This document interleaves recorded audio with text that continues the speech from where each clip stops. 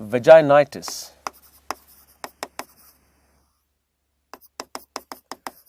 You know that vaginitis is just the inflammation of the vagina, and the pH of the vagina is acidic. The acidic pH of the vagina is around 4.5, and that acidic pH shows candidiasis.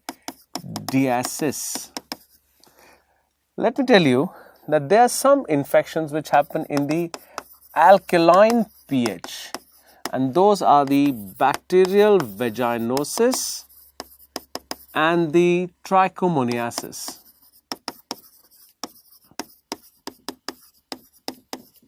So, since this is a board on which I am writing, I would insist that you write this part of vaginitis on a page in a landscape form. Okay, don't write in a vertical page in the portrait form. Write all these three together in a landscape form. Alright, turn your page like this. Suppose if you're having a page and you write like this, this is the portrait. Write these three. You must write the candidiasis, bacterial vaginosis, and trichomoniasis. I'll be moving the screen in between so that you can correlate properly. So yes, the candidiasis, we'll start first. Candidiasis is in acidic pH, which is 4.5. It is a dimorphic fungi. It has these two forms. It has the blastospores form, and that is responsible for the spread of infection. You know, the spore forms, you know, will keep latent till they get the right environment to start doing the infection. So they are responsible for the spread of infection. And then it has the mycelia form. Mycelia is responsible for the invasion. Yes, it's involved. It's important for the adherence. So invasion and the adherence. Look, I'm sure that you've seen some patients in the gynae OPD with a white discharge. You know, we see so many cases of white discharge in the gynae OPD that we have a tendency of saying white discharge PV patient. In fact, we say WDPV, you know, white discharge PV. We don't want to say such a long WDPV. You know, so that white discharge, you know, is mostly the candidiasis. So suppose I'm showing the vaginal opening with my hand and there is curdy white discharge coming out. Yes, you know, the discharge is curdy white. That discharge may come out, but part of that discharge, that white exudate, is stuck to the vaginal walls like a white plaque, and that is stuck with the mycelia. So if you try to remove the white plaque, if you try to scrape the white plaque, this mycelia will snap out from the vaginal mucosa, and when they snap out, they cause petechial hemorrhages. So yes, this patient has curdy white discharge, and this might be present as plaques. They might also be white plaques on the vaginal walls, which on removal causes petechiae. Now, this candidiasis can be very, it makes an exotoxin. So there might be so much of pruritus, but in fact, if you look at this woman's vulva and vagina, it's not so badly inflamed sometimes, but the vaginitis is enough to cause very severe pruritus. So we use a term called out of proportion pruritus. There is so much of pruritus that we say it is out of proportion to the disease. Then this could be a complicated candidiasis, or it could be uncomplicated candidiasis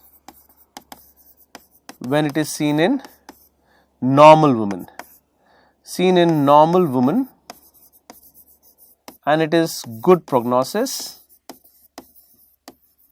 and it is by the albicans species. So a lot of women get candidiasis in this world, and the candidiasis is mostly very easily resolving by the routine drugs which we give. So it is much easier to treat this as compared to the complicated. Now, complicated candidiasis is mostly by the non-albicans candida, and this is recurrent and this is severe, and it is seen in the immunocompromised host, like you'll see in the HIV patients or the diabetes mellitus or the tuberculosis or the pregnancy women, right? The pregnant women. So this is a much more severe candidiasis, the one which is seen in women with the non-albicans species, the complicated, and this is the uncomplicated candidiasis. Now the treatment of candidiasis is fairly simple. Excuse me. You can treat candidiasis by vaginal drugs or by oral drugs. So remember, we can use nystatin, but the azole creams and the azole drugs, locally applied tablets, locally applied creams are way better than nystatin. Nystatin is now fairly outdated, you know. We don't say that we don't give it, but it's fairly outdated. So yes, the azole group of drugs like the miconazole or the butoconazole creams can be used. Then we can also use the oral fluconazole.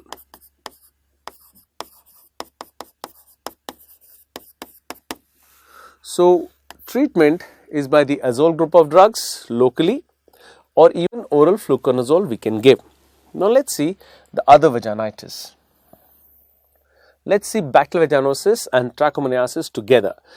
These two are known to happen in the alkaline pH. Now I said the acidic pH is 4.5 in a normal woman, and we know that the alkaline pH, which is common to both of these, is more than 7. Yes, we know that. But if the pH is shifting from 4.5 to just 5.5, although it is still in the acidic range, I say it is lesser acidic and pertaining towards alkalinity. So even that shift is enough to cause these infections. Please remember, absolute alkalinity can happen. Old women will have pH more than 7, and that is absolute alkalinity, and they have trichomoniasis and bacterial vaginosis many times. But yes, even relative alkalinity. Remember, so many television ads come and say when there is a shift in pH and there can be some vaginal infections. So shift in pH just from 4.5 to 5.5 to 6.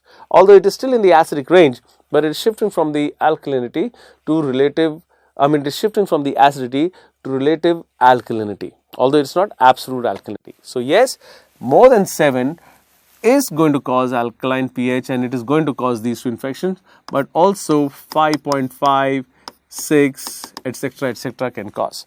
So bacterial vaginosis is by the Haemophilus vaginalis, also called the Gardnerella vaginalis.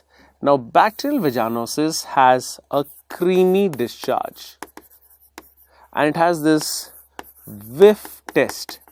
Whiff test is positive, that is, on the secretions, if you add 10% potassium hydroxide, it releases amines. So it gives that ammonical whiff when you add potassium hydroxide 10% to these secretions. Or there is this fishy odor. Now if you add potassium hydroxide, it releases ammonical odor. That is the ammonical whiff after adding potassium hydroxide. But if you happen to examine a wound with bacterial vaginosis, that fishy smell comes immediately. So you know that this woman is having bacterial vaginosis just by the native smell of the secretions. Yes, that you don't have to look for the smell. You don't have to try to look for the smell. The smell will come to you. So the other one is, of course, the Cluse cells, very important. The vaginal epithelium with embedded bacteria.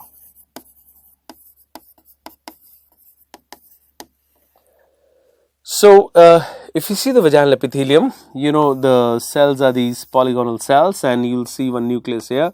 Now, there is so much of bacteria in this. There is so much of bacteria that you may not see the edges, the sharp edges of the cell. They are all frayed now. Can you see the sharp edges? They are frayed. This cell is so full of bacteria that when you examine this secretion under the microscope, it gives you a clue that yes, there is a bacterial vaginosis in this person. So, these are the clue cells. Alright. So, we already discussed that this is treated by metronidazole. Yes, treatment is metronidazole.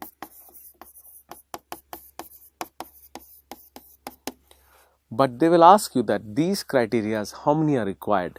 These are known as the AM cells. These 4, 1, 2, 3, 4. These are known as the AM cells criteria, and 3 or more out of 4 are required for a diagnosis of bacterial vaginosis. Alright, this is the AM cells criteria. Okay, now trichomoniasis. Trichomoniasis is caused by Trichomonas vaginalis.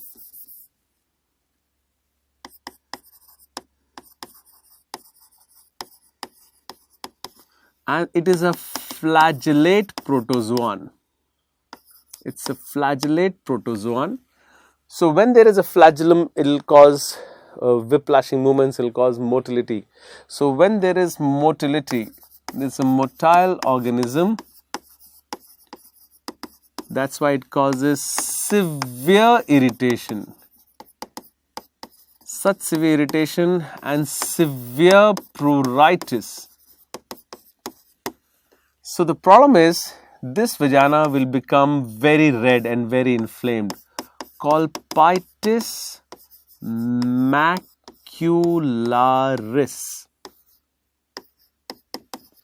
Colpitis macularis. Colpos, you know, vagina is also known as colpos, and the vagina is inflamed.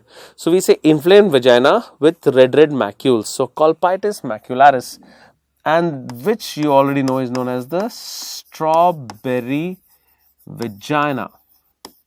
And the discharge is greenish yellow, and it is frothy.